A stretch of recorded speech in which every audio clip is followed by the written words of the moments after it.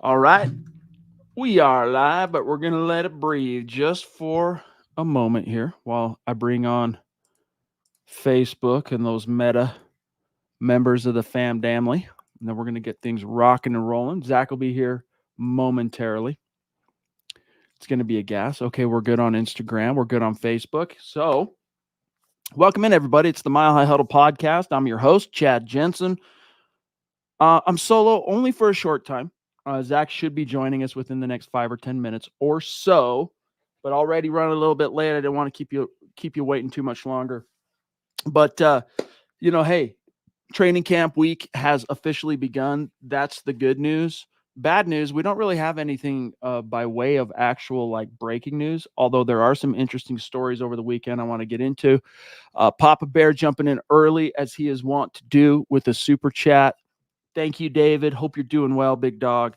He says, good evening to everybody. God bless the USA. 12-5, Buckham ×3.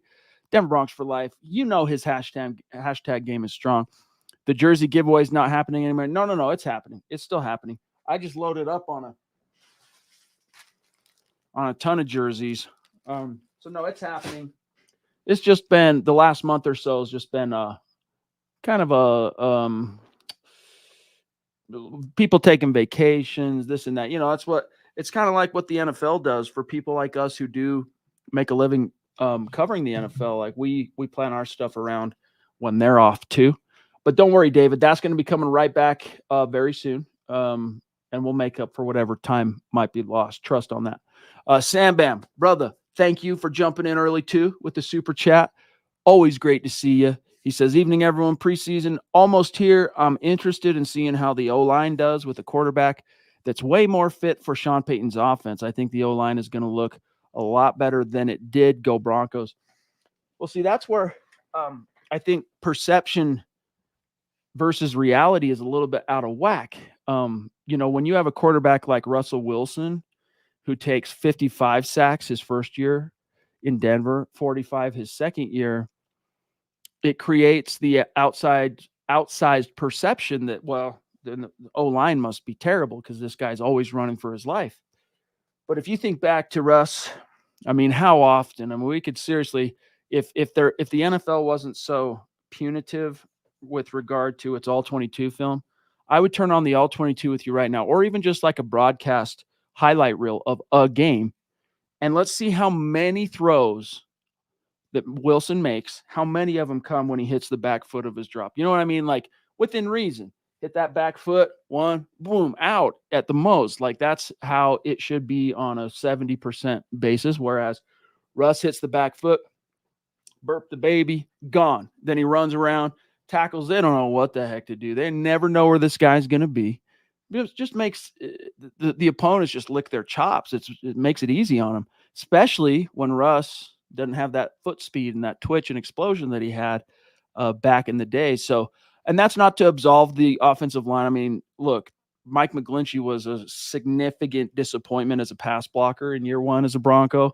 So I'm not trying to completely absolve those guys, but to agree with you, Sam, seeing a quarterback out there in Bo Nix who A, has his own athleticism if he needs to use it, but B, is a true extension of Sean Payton, reads the field pre-snap, knows his hots, knows where he's going with the ball, throws with accuracy, doesn't take sacks. It's going to be refreshing.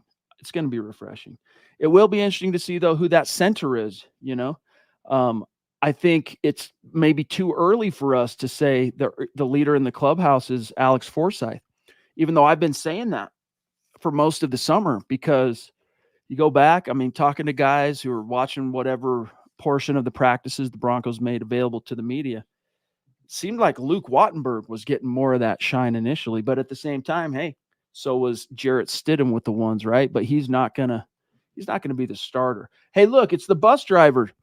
It's Bradley. What's up, big dog? Good to see you. Hopefully, by the way, we'll see you at this year's meet and greet once again. September 15th, that's week 2. Broncos Steelers, going to be a gas.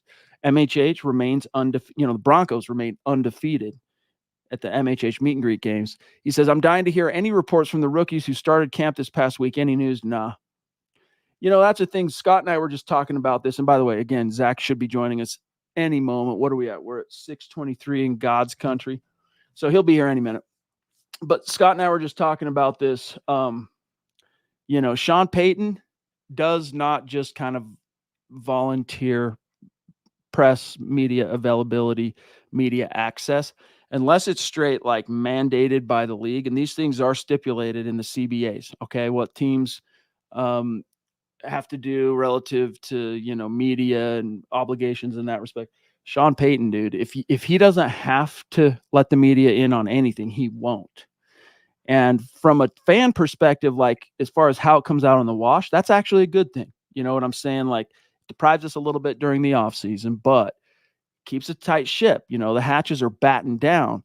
But the bad news is for guys like us and fans like us who want to talk about every little thing, it deprives us of a lot of potential, opportunities to hear from at least the high profile rookies, right? Like, hey, let us hear from Bo Nix how his summer went, because until he's named the starter, you're not going to hear from Bo Nix. Rookies don't get the podium.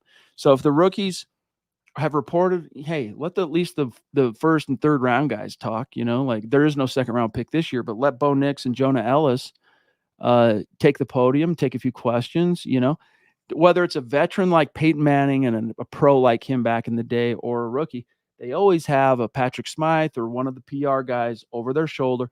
All right, keeping it like, all right, are we straying a little? Okay, one more question, guys. They'll pull them whenever they want to pull them.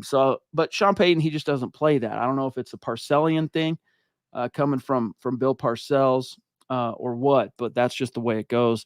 So no, unfortunately, Bradley, nothing what we've heard from the Rooks thus far, but we don't have to wait too much longer. I mean, the vets report on Tuesday and then training camps Friday. So, I mean, we're almost there. Roy, hey there, chat. Few things went on besides Broncos, including me. I'm on somewhat alert. Few things went on besides Broncos. Well, I know of one thing that you had mentioned to me in a DM, Roy. You'll have to DM me again. I hope you're doing all right, big dog. But yeah, it was kind of interesting. Those of you who have been part of this community and following and listening to the show for a long time know how much I respect Woody Paige, right? Currently of the Denver Gazette, but one of the most, longest tenured Broncos sports journalists, probably the most famous Denver sports journalist because of, the pardon the interruption thing and the ESPN and all that stuff. But he's just a fun writer. I love reading him. Always insightful. He was straight going off today in his column on the Denver Gazette about Bo Nix. And I wrote an article about it because to me, I find it interesting. I'm sure you guys do as well. But this is what he said. I'm just going to quote a couple things from Woody's column. And again, Zach should be here any minute, guys. But here's what a few things that he said. The Broncos, quote, the Broncos must stop playing games before beginning to play. Uh-oh. Come on. Dude, this thing drives me nuts, Scott. I don't understand why when you mute on our website, the videos don't stay muted. The autoplays drives me nuts. Okay, let me start that over. Quote, the Broncos must stop playing games before beginning to play games. Goes on to say, quote, Jarrett Stidham didn't participate in trips with the Patriots and the Raiders to the Great Northwest, and Zach Wilson was inactive for the Jets game there, talking about how the Broncos are opening in Seattle this year. Indeed, and then he goes on, Nix can fix the Broncos. He likes to, this particular column, he was getting very cute with his rhymes and different things. He's always a little bit cute, but he kind of went off the rails a little bit. But he goes, quote, Nix can fix the Broncos. Stidham and Wilson can't. Why wait? Sean Payton already knows who he wants to start. It's mind over matter. His mind is saying Nix, and the other two QBs don't matter. I like that. The coach split the plays 3 ways in the offseason minicamps, but declined to reveal his plan for the full training camp, which starts in earnest at Dove Valley this week. And then the last thing I'll read is he says both Wilsons, talking about Russ and Zach, and Stidham are problems. Bo Nix should be nicknamed the solution. Start him from the very start, close quote. So he's pounding the table. He's advocating for it. And, Sean Payton has already proven himself to be a coach that sees the forest for the trees. I can't wait to see how long he kind of maintains the farce of the open competition, because nobody around the NFL believes all of a sudden Jarrett Stidham is going to morph from the frog, toad, whatever, in the traditional fairy tale thing to the quarterback prince that goes on to make everyone go, oh my gosh, this is what he was all this time. Goodness gracious. It ain't going to happen. Zach Wilson, he's a bust. Lauren jumping in on Facebook. What's up? Good to see you. I don't know how to say that. Etobicoke? Etobicoke? Hey, Etobicoke, Saskatoon. Y'all have some interesting town names and whatnot, but Ontario, Canada, U.S. trucker. Shout out to MHH and Chad. Great show as always. Lauren, thank you, big dog. Really appreciate you. And of course, so many Broncos fans north of the 49th parallel. So many Broncos fans across the world. That's why it's Broncos country, not a geographic location. It's a state of being. It's wherever you are, and that's where Lauren's at. But I want to hear your guys' thoughts. All right, tell me what you think about a guy like Woody Paige pounding the table for Bo Nix, like straight going off. Go read it. String guy. So when does Peyton name his starting QB? I mean, that's the thing is he would not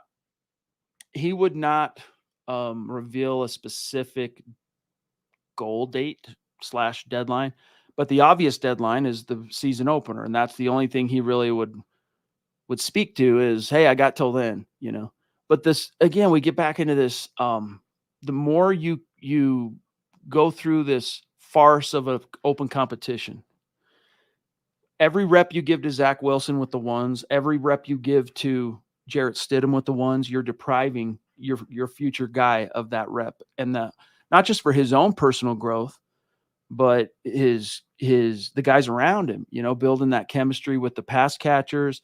We were just talking about the O-line and how hard Russ made it on them, never kind of knowing where he's going to be when they're doing their pass blocking sets. Like, let those guys get accustomed to what it's like to pass block for Nix on a play that's got this much of a step drop or this, 3-step, 5-step, 7-step. They start getting a vibe and a feel for that.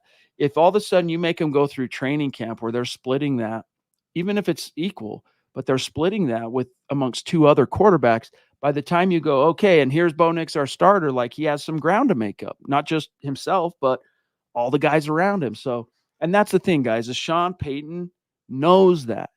Woody Paige talks about that too in the article. Like, Sean Payton knows what's up. He's been around the block, sees the forest for the trees. So why are we maintaining the farce, right? And to me, it just comes down to locker room credibility. Like, when they stand up there in a team meeting and talk about how, the Broncos roster is the ultimate meritocracy. It's production-based business. You can't point to a Bo Nix who's never taken an NFL snap and only has a handful of offseason reps under his belt and be able to say with a straight face, he won the job or he justified the job or anything like that. You can't do that yet. But you can stand up there and say, hey, we're going ahead and making the organizational decision to name Bo Nix our first-round pick, our quarterback, our starting quarterback, because here's why. We see him as our future guy. We've gone through 8 years of HE double hockey sticks here and a lot of losing. We're not going to prolong this any longer than is absolutely necessary. And listen up, guys. Bo Nix, Heisman Trophy finalist this past season. He's 24. He's older than like a third of this room right now. He's the most experienced college quarterback to ever enter the NFL. So trust us. Rally behind our boy here. Let's close ranks and go win some ball games. And I think that's ultimately what is going to happen. It's just a question of when. Don't know. We got Howie jumping in. What's up, bro? Hashtag Pennsylvania Broncos fan. See? Hashtag state of being, baby. How open will the playbook be in the preseason for the QB starts? How open will the playbook be? I think is what you're asking, right? Don't you think, Scott? Syntax. Zach's about to hop on. It won't be that open if that's what you're asking me. I think that's what you're asking. No. They keep it pretty vanilla in the preseason because they don't want to put anything on film that could give an opponent an advantage in the regular season when the games count. So it'll be pretty vanilla, even if the ones and stuff you're going to see, and especially the ones vanilla. Look who it is. We got Zack Kelberman in the house. What's up, big dog? I want to echo your point. I've been listening to your answer here, and Howie, Chad's right. It's going to be vanilla purposely. You don't give a lot away in the preseason. There's no strategy. You want to just test your own players and see how they go through the evaluation process. So I tend to urge Broncos country, Chad, I'm sure you did as well, not to overreact to the preseason. It's made for the bumps and bruises. It's made to figure out what works and what doesn't. Exactly. By the way, Zach, I finally get to ask you, like, what were your thoughts with Shaq Barrett hanging up his cleats, calling it a career? Were you surprised by that? Because in his Instagram post, he's like, hey, I know a lot of people are going to be surprised by this. Like 10 years basically in the league, even though 9 accrued seasons. His first year was 2014.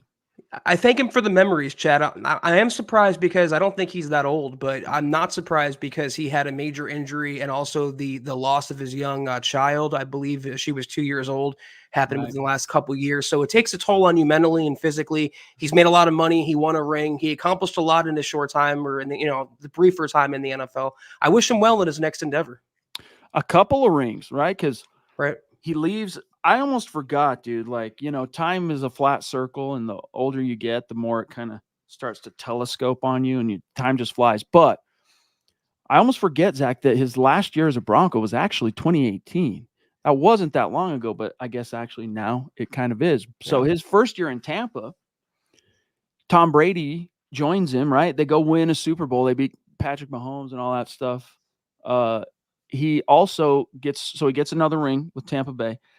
He also, in his first year away from the Broncos, Zach, becomes NFL sack champ, all-pro, Pro Bowler, and the Broncos are going like, what the Sam Hill did we do letting this cat go? But they obviously never believed he was that guy, or else they wouldn't let him go. Exactly. You have to make tough decisions. The Broncos thought they could, choose Shane Ray over Shaq Barrett, and then it was Bradley Chubb as the bookend of Von Miller. It didn't work out, but again, I'm happy that Shaq went on to greener pastures out there in Tampa Bay. He won a ring, and he did accomplish a lot. He was at his peak, Chad. I would say a top 10 edge rusher in the NFL, and from where he was, came into the NFL and worked his way up, it's very commendable. He had those long arms, not quite Elvis Doomerville long arms, but those long arms, a little bit of kind of chubby around the trunk, like a little bit of a chub to him. And that's why he didn't get drafted, by the way. That's why he fell out of the draft. He just didn't look the part, and his production wasn't enough to totally offset how, the read on him from the scouts. But Broncos signed him 2015, key role player with Shane Ray as that, the pass rusher C and D. Behind DeMarcus and Vaughn. And anyway, we wish him the best. We hope Shaq, who, by the way, he goes on, so 19 and a half sacks. Von Miller career high, what was it, 18 and a half? I think it was 18 and a half in 2012. Shaq goes and, first of all, he honors Vaughn, right, his bro and mentor, by wearing the 58 initially in Tampa. Then he changed it to 7. But anyway, 19 and a half. Then he goes back the next year, only gets 8. Doesn't make a Pro Bowl, comes back the next year, gets double digits again, gets 10. Then he has that injury you spoke to, Zach. And since he returned from that injury, I got to be honest, he's kind of been fair to middling. We're talking like 3.5, 4 sack type seasons. Yeah, he definitely outkick expectations, definitely with the Broncos and certainly with Tampa Bay. And again, it's surprising when anyone of a player of his caliber hangs up the cleats. But, again, he accomplished a lot in both destinations. 31 years old. He'll be 32 in November. So happy trails to Shaq Barrett. Naj, my brother, jumping in. The shot of life himself, Naj Altaf. We love you, big dog. Can't wait to see you in just a couple months now. He says, hey, brothers, I get earning the job, but dropping a first-round pick, having seen the other QBs play last season, I think Nix should be named the starter now. Let's put every resource behind him ASAP and see what happens. Exactly, bro. And that's really – Zach and Naj, that's what Woody Paige was basically advocating in his column is, hey, we go back to the calculus. Sean Payton, Zach talked about, hey, when do you feel comfortable playing a rookie? And he's like, well, unless you have a guy you play that first round pick. They don't have a guy. Jarrett Stidham's a 4-star journeyman that's lucky to have the job he has in Denver. Zach Wilson, alas, despite his talent, is a bust. The equation means equals play Nix. So don't deprive him of the reps with the ones. Just name him. Just do it. We're all on the same page here. It's certainly something that we've been advocating for basically since the moment Nix was drafted. Don't waste the resources like you're saying here, Nas, like we've been shouting into the Zach Wilson experiment. Don't try to make Jarrett Stidham into a thing. He's never going to be a thing. He's a backup quarterback. You drafted Bo Nix with the intention of him being a long-term starter, not a backup, not a third stringer. The sooner you make him the starter, the better off you'll be. We all believe. Indeed. Okay, let me see some of the other conversation or other topics you guys might want to get to. Relative to, I mean, again, guys, not a lot of news. I mean, how many times are we going to go through like who our breakout players candidates are going to be? Like, who's on the bubble, who's on notice, Zach? Like, who are the Pro Bowl options? Like, that's one of the things you and I realized quickly when we dipped our big toe in the radio business. Like, having those, I mean, it's similar here. What we do with the podcast, a lot of the same topics over and over and over again.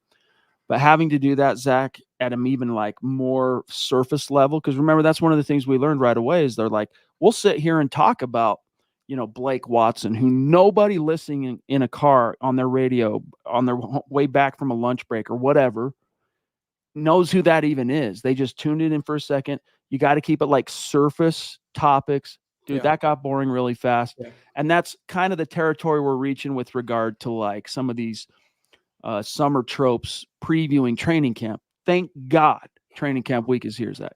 I echo that. Thank God is right. And, we go through the 6-week break every year. It just seems like this was like a 60-week break, Chad. It seemed extra extended this time around. And fortunately, it's coming to an end. First practice on Friday. Can't wait. Can't wait indeed. Okay, let me see here. Yeah, indeed, Lauren, got to start dominating the Chiefs. You're living in the bowels of Chiefs land in Missouri. Okay, got you. Yeah, that's tough, dude. That's tough. Hold forth. You can do it. Keep a stiff upper lip. Todd Ostendorf saying, how do you see the O-line performing with pass protection now that we have a quarterback who does not hold on to the ball forever and a day? So, Zach, this is a little bit of a debate, so to speak, happening in the chat relative to like, it was brought up earlier by Sam Bam. Hey, I'm interested in seeing how the O-line does with a QB that's more of a fit for Peyton. I think the O-line's going to look a lot better. And me kind of saying, well, I don't know, dude. I think the O-line got a bad rap. Russ took a lot of sacks. In that, the table being set thusly, what's your answer here for Todd? As usual, to me, it's never black and white. It's kind of gray. It certainly was a lot of Russell Wilson. He took a ton of unnecessary sacks and hits and just held back the offense. But there were times, Chad, and you can watch the tape where Russell Wilson's drop back to pass, and within a second, he had a defender in his lap. That's on the offensive line. They weren't perfect, but they were certainly better. But having a quarterback that's going to move up and navigate, that's his biggest strength, Bo Nix, is knowing how to stay on schedule, navigate the pocket, kind of like a Tom Brady in that sense. So it'll help out the O-line stats and their sack numbers, but they still have to do their job up front and give him the time to throw and drop back and set up and pass. True. Totally. And look, to flip gears back to the quarterback just real fast. As soon as I have it, then it's gone. I think it was String right here. I think Peyton needs to make Nix earn the starting job. He owes that to the fans. So my question to you, String, is this. Define what that means within the strictures of the season starts, whatever, September 8th for the Broncos, etc. At what point does he earn it? You know what I'm saying? And how much, because that's one of the things that we struggled with, going all the way back. I'll take it back to like 2011. Predates the existence of MHH, predates Zach and I together being on the beat. But, 2011, you've got a second-year former first-round pick, Tim Tebow, and kind of a more polished, experienced vet with a lot of career starts under his belt in Kyle Orton. We all knew what Kyle Orton was, but, in the strictures, Zach, of operate the offense, make coaches feel better, like give coaches the comfort that you're not going to throw the game away in the summertime. It just favors that veteran, especially a quarterback as passing challenged as Tim Tebow. But then you jump a few years to the Paxton versus Trevor, same thing, and so on and so forth, meaning that it's really hard. It's a rare rookie, to be frank with you, even the ones, Zach, that go on to become Hall of Fame cats, right? It's a rare rookie that out of the gates, and for what it's worth, Russell Wilson did it as a rookie in 2012, beating out Matt Flynn, but and that's the exception that proves the rule I'm about to say. It's a rare for a rookie quarterback to look that much obviously and evidently better than like stopgap veteran guy in his rookie summer, just because he's a rookie. It's his first time. But is Bo Nix, and so in other words, if you're going to go with the rookie first rounder, you just kind of have to go with the rookie first rounder. Question is, Zach, is Bo Nix a guy that trends toward the exception, or is Bo Nix a guy that's going to kind of come in and be that traditional, bump his head for a minute, and the coaches go, well, all right, we've named Jarrett Stidham the starter, and then when Jarrett Stidham has lost, 4 of the first 6 games, then we're going to go ahead and bring the rookie in. To me, he's already the exception, because how many other rookie quarterbacks are as experienced coming out of college as Bo Nix? That'd be 0. So out of the gates, and it's kind of what I was thinking when you were talking, and I agree with every word that you said.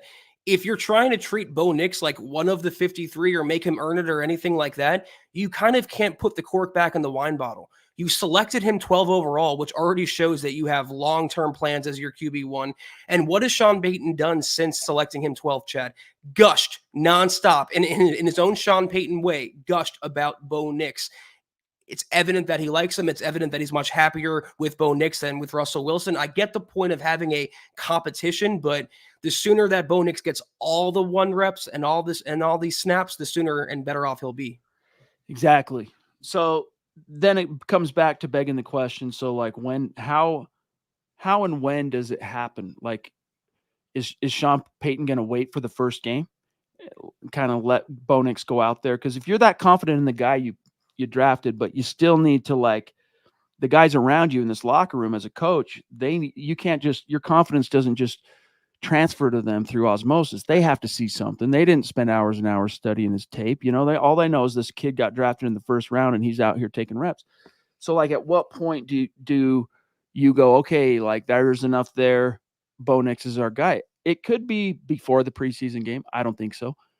It could be immediately following the preseason game, because if I'm Sean Payton, I want to have the best of both worlds as quickly as possible, meaning I want to satisfy the vets relative to credibility and all that. He earned it. And I want to get my guy the reps, as many of them as possible, as soon as possible. So it could be as soon as that, but I don't think it'll happen, Zach, before at least the first preseason games in the books. And these people aren't stupid in the locker room either, Chad. They know which way the wind is blowing. They know it's only a matter of time before Bo Nix is the starter. That's why you selected him in the first round. And it would have been bad maybe if Sean Payton, the day after you drafted him, came out and declared him QB1, declared him the starter. That would send the wrong message. But they've been through offseason practice, mini camp. They're going into training camp, and he's calling it down the middle. I think that satisfies the fan base. That satisfies the locker room, like you said. But when push comes to shove, he knows that Bo Nix will be his guy. And the vets know that as well. Howie jumping in again. Thanks, brother. He says, in Peyton's offense, which receiver or tight end breaks out first and why? Does it change depending on the quarterback? #Buckham. That's an interesting second question there. But what's your answer for Howie, Zach? I look back to Sean Payton's history in New Orleans. We only have a year to go on in Denver, and he had way more receivers break out under his tutelage than he did tight ends. The only one I can think that was a star at tight end was Jimmy Graham. Other than that, he had like vets and kind of second-tier players at that position. But receiver, I mean, Michael Thomas, Marcus Colston, you can go down the list of all the impactful receivers that Sean Payton had.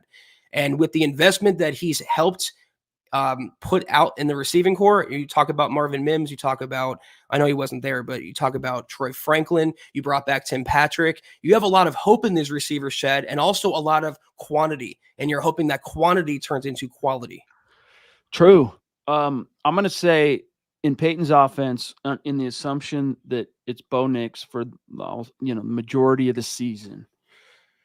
I mean, breaks out. Cortland Sutton's already been a breakout guy, so I'm going to exempt him from the list of candidates, and I'm going to say Greg Dulcich, Zach.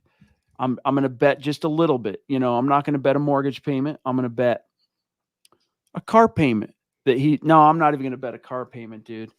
No. I'm going to bet Zach a big gulp. That's fair. Okay, that he stays healthy, because if he stays healthy, Dulcich is one of those kind of, it's undeniable, and so I think he's the guy.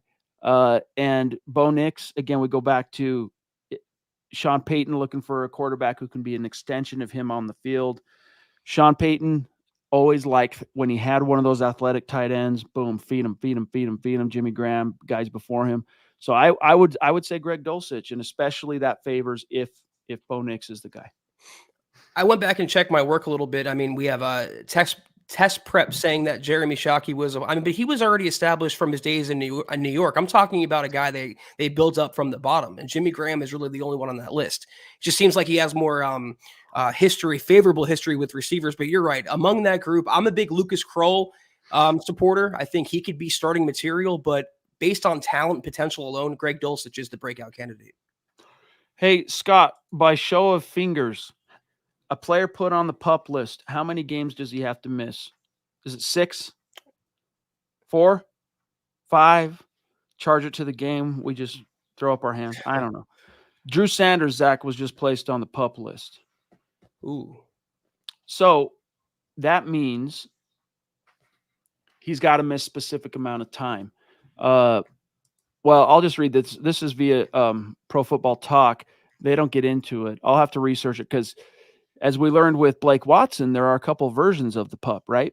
So I'm not sure which PUP he's on. I'm not looking at the NFL Wire. Well, but Blake Watson was NFI, not PUP. Oh, that's true. That's true. My bad. That's true. So PUP list.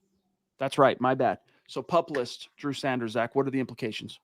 It means he's probably going to miss some time, but we knew that, Chad, when the injury came out. Right before the draft, he tore his Achilles. It used to be a year at minimum to recover, and they were talking like he could come back in December or toward the end of the year. That kind of aligns with that. He is definitely going to miss the first half of the season, and when he returns beyond that is if he returns after that is anyone's guess.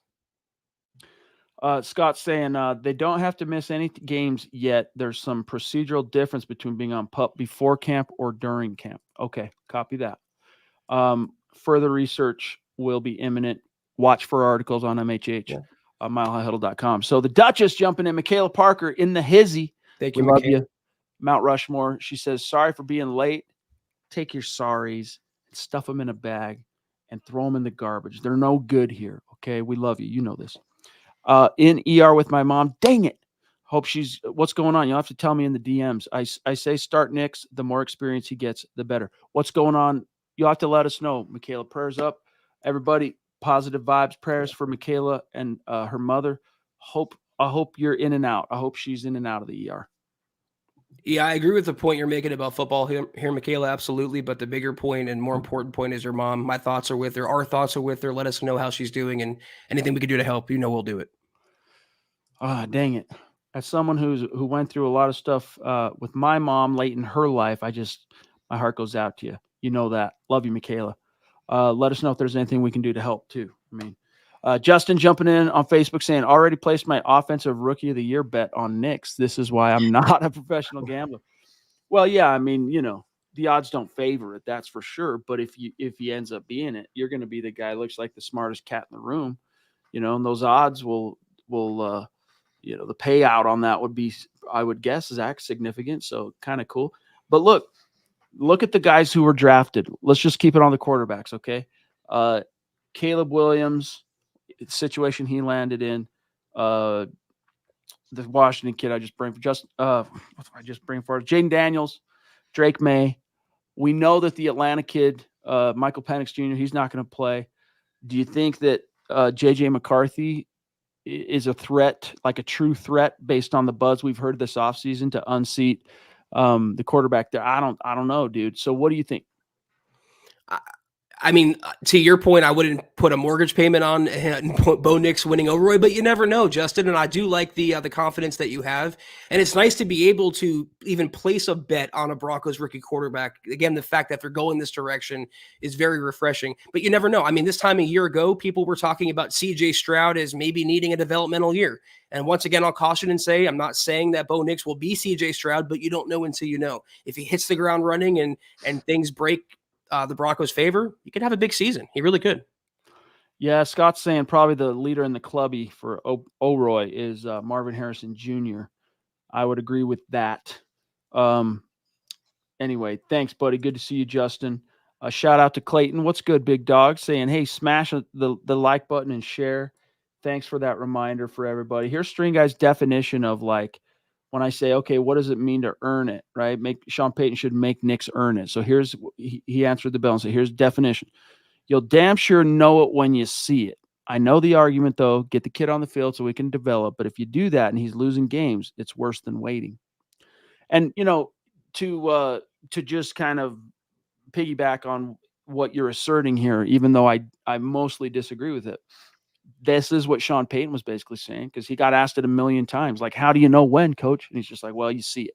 You know when you see it, and that's what we're waiting to see. We want to see it. You're also going to lose games with Jarrett Stidham or Zach Wilson. You're going to lose games with Bo Nix. You're going to lose games in the NFL. And I understand going on a 6-game losing streak and how that would kill morale, but I don't necessarily see the Broncos running into that problem. And even if they did, it's positive momentum for Bo Nix's development. He has to go through the bad to come out the other side. Every rookie quarterback does. Yeah, see, here's the thing. Scott's saying leader in the clubhouse for O'Roy would be Caleb Williams. Yeah, maybe literal odds makers, but dude, when's the last time you saw like a Chicago quarterback just kill it, dude?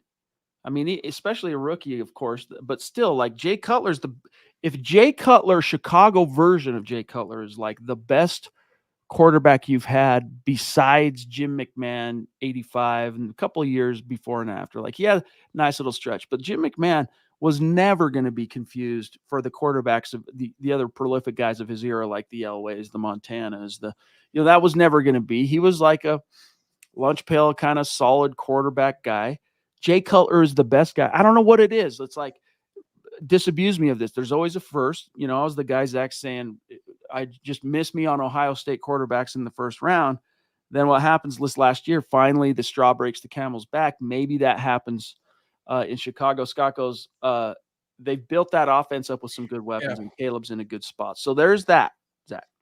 That's what I was going to say. Usually the first overall pick is the favorite, and I love the situation he's landing in. I'm not the biggest Caleb Williams guy. We went over this in the pre-draft process many times, but I mean, the receiving core that he has, the tight end with Cole Kmet, even the running game out there in Chicago, and a team that has a solid defense under Matt Eberflus. That's good for a rookie quarterback. I wouldn't be surprised if he's the favorite come the end of the season or the winner. So Drew Sanders going on the pup, Mr. Producer, pulling some research. Quote, a player can only be placed on the active pup list before the start of training camp.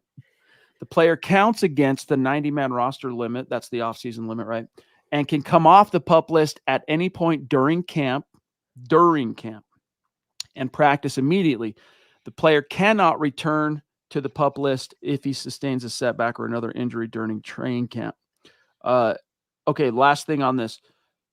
What are the reserve pup list rules? A player can receive this designation if he's still on the active pup list by the time teams cut training camp rosters down to 80, which will be August 23rd this year. A player doesn't count toward the roster limit once shifted to reserve pup. Teams have until rosters are cut down to the final 53, August 30th this season, to move a player to the reserve pup. The player has to remain on the reserve pup list for at least the first 4 regular season games. So if he ends up staying on the pup, I guess is the takeaway here, Zach, and I think he will with what we know his injury was. He's good to go after the first 4 games. So that's good. That's good news. In addition to Drew Sanders, 2 other players were placed on PUP, according to reports that I'm seeing. Nick Kosmider of The Athletic, Caden Stearns with a knee, Delarian Turner-Yell with the knee, and of course, Drew Sanders are all going to be on PUP to start training camp. Cosminder says they are eligible to come off PUP at any time, though only Caden Stearns is close. So that's the scuttlebutt there. I was hoping Stearns would be a lot farther along than that, Zach. That's a disappointment. He's like Greg Dulcich, though. At this point, Chad, he's perpetually injured, and anything the Broncos can get out of him will be a bonus. I hate to say it. Big Caden Stearns guy, but you have to be able to stay healthy to contribute. I'm trying to remember. Let's see. Stearns 2022 placed on IR, 23 placed in September 13th, placed on IR after stuff. That's right. He tore his patellar, Zach, week 1. That's right. So it does. I still like, not everybody's Javonte, right? Not everybody's like super freak healing guy. So it's good news. At least Brandon said I was expecting Stearns to start. Were we expecting Stearns to start on the pup? I was kind of shocked. But when you think about the timeline, it does make some sense. So take some encouragement, at least I would say, from Cosmider reporting that Stearns is close. Yeah. Exactly. Yeah, it doesn't seem like it's more a procedural, or they're trying to be cautious than anything, and he'll be back at some point during training camp. I don't know about Drew Sanders. Again, he'll probably, if he even plays this year, it won't be toward the it will be toward the end of the year. And Delarian Turner Yelchad with the knee, who knows? That safety room is up in the air right now behind PJ Locke and Brandon Jones. Okay, guys, we are at about 40 minutes, so we're on this is your 2-minute warning, so to speak. But let's grab Howie saying, if Nix is close to Stiddy or closer than he already is by the end of camp, I could see Peyton calling Bo the starter for preseason game 1. Less time to split the locker room. Less time to split the locker room on the QBs. Zach. I agree. And I'll say this again, Howie. Ty goes to the runner, absolutely, but it has to be a giant margin for Stidham to get the starting out over Bo Nix. It has to be, Chad, where Bo Nix is falling on his face, and you under any circumstance cannot put him out there because the team would rebel. I don't see Bo Nix starting out that bad, and I do think the call will come, hopefully, like you said, Howie, before the first preseason game. And let us not forget, Broncos have some financial incentives. If they get to the end of this thing and Wilson is even like nipping at Stidham's heels, they have financial incentive to go with Wilson as the backup to Bo Nix, because they could save like $2.5-3 million on the cap this year by releasing Stidham. But if and only if, Zach, he gives him the confidence to do so. Those are big caveats. Naj, brother, jumping in, second super chat tonight. Love you, big dog. He says, I know I'm a Broncos homer, but I really think Nix is in the best possible sitch to succeed next to Williams in Chicago. Time will tell, but if this kid maintains his confidence and we re-energize the run game, we win 10 games. Zach. Naj, I honestly don't think you're that much of a homer. I think you're pretty down the middle and logical and not emotional when it comes to the Broncos. You see things for what they are, and I agree. J.J. McCarthy, you have to beat out Sam Darnold. The coaching there is good. The supporting cast is good, but there's that issue. Drake May in New England, that's a horrible supporting cast. Jaden Daniels, who knows? I'm not the biggest fan of his. So you're right. And Penix isn't playing yet in Atlanta. So you're right. Next to Caleb in Chicago, Bo Nix, we knew this going in with Sean Payton coaching-wise, but you put the right tools next to him, and you are 1,000% spot on. The running game, it's a quarterback's best friend. I'm calling on everyone from Javonte to Samaje to Jaleel to Audric, Blake Watson. Get them going. Keep them out of third and long. You're going to win a lot of ball games, like you said. I go back to this.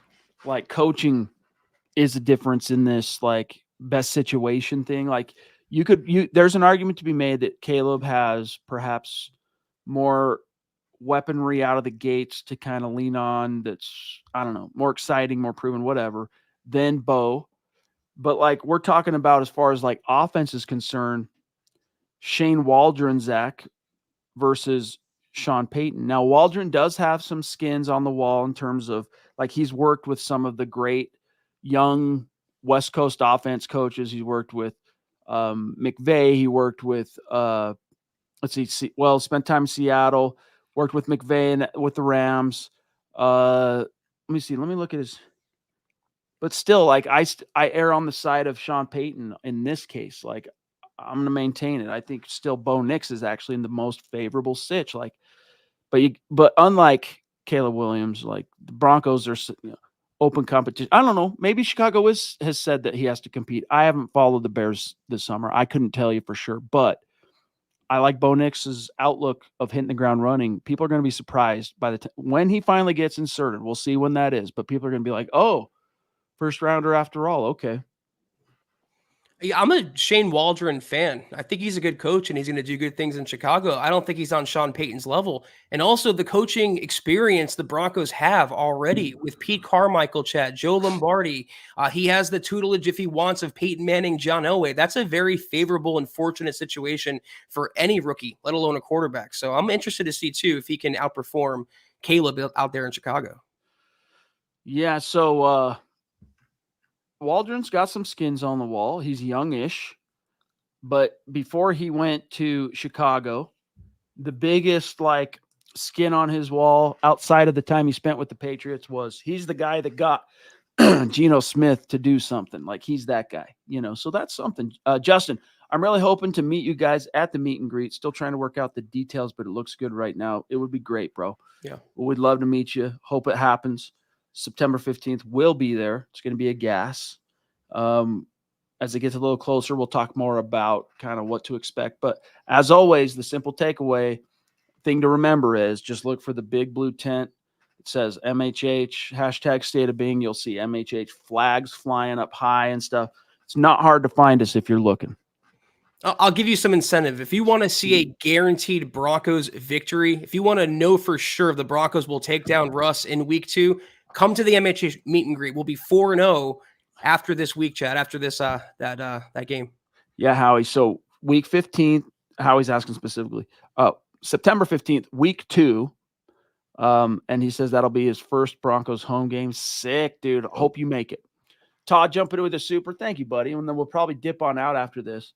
Says Broncos wide receiver room ranking at the end of 2024, Zach. So like it's been panned, right? Like it's received no love this offseason from the national perspective. Where does it rank when the season's in the books? It's tough. It's a loaded question. I wish I had my crystal ball. It all depends to me on Marvin Mims. He's the make or break here. He's going to take a step forward and be the wide receiver 2 opposite Cortland Sutton, have the breakout season we all anticipate, or not. And they can either be high teens or low 20s, depending on Marvin Mims and to a lesser extent, Troy Franklin. If all the cylinders fire, though, Chad, a lot of complementary pieces, they could be somewhere around 12 to 15, I believe. Yeah, they're sleeping on him and let him sleep. Just need Bo Nix. That's the tide, baby. That's the tide that raises all ship. There's no hope with Stidham. I'm not trying to take anything away from the dude, but like there's no hope. We know what it is. All right. There's a little bit more hope in Zach Wilson just because you're always going to wonder about that draft pedigree and what ifs and whatnot. But like this is damaged goods territory we're in with both guys. Like they've been through the NFL ringer, spit out the other end. Broncos are trying to kind of turn him into something, whereas Bo Nix is a clean slate. And there's so much to be excited about him. Even Zach, in the face of some of the doubters and critics and whatnot, I'm excited to see how it all takes shape. But we got a few messages for you guys, then we're going to dip. Another tremendous episode, as always, of the Mile High Huddle podcast. If you're not doing so, please follow us on Twitter at the MHH Pod. You can follow the main account on Twitter at Mile High Huddle.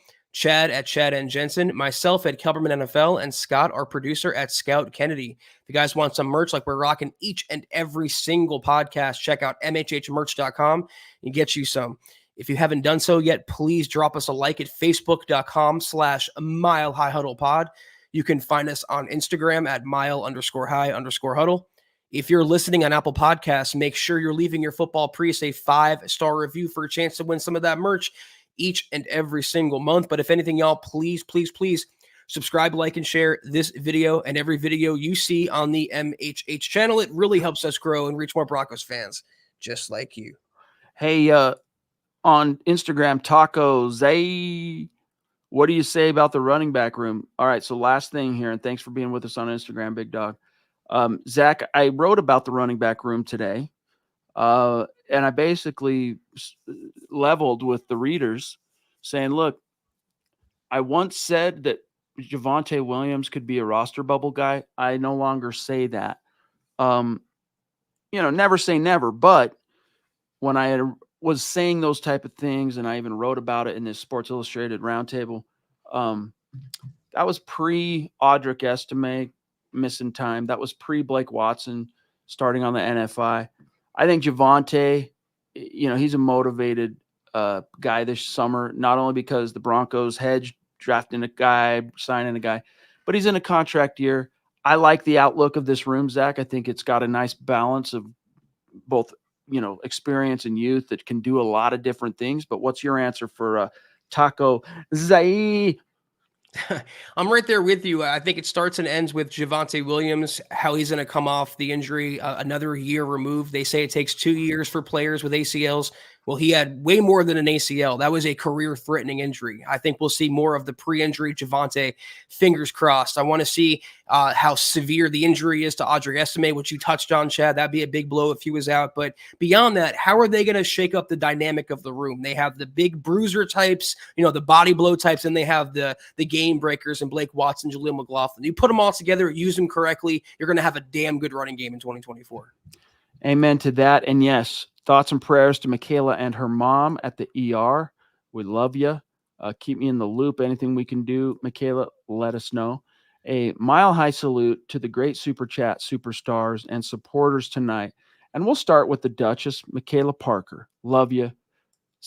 We got David. Well, I don't know why David's isn't showing up in the star. I'll find him. But Sam Bam, Papa Bear, Sam Bam, Naj, legendary mythical figure that he is. Howie Frickin' Day, Justin Massey on Facebook, Brandon Williams on Facebook. Let's see, Todd Ostendorf on YouTube. And if I scroll, there he is. There he is right there. It's not the super chat, but I'm right here. This is the message I want to close with anyway. So thoughts and prayers to Michaela and her mom. We love you, Papa Bear. We love you, Michaela. Each and every one of you. Can't wait to talk to you tomorrow, Monday night. We'll see if anything else news-wise, Zach, shakes out between now and then. And it could, because it's the work week starts, and maybe Sean Payton will have a heart and throw us a presser or two, give us a Bo Nix or a Troy Franklin or a Jonah Ellis, but don't hold your breath. Training camp's coming, though. We cannot wait for it. We'll see you tomorrow. Have a great rest of your Sunday. Take care. And as always, go Broncos.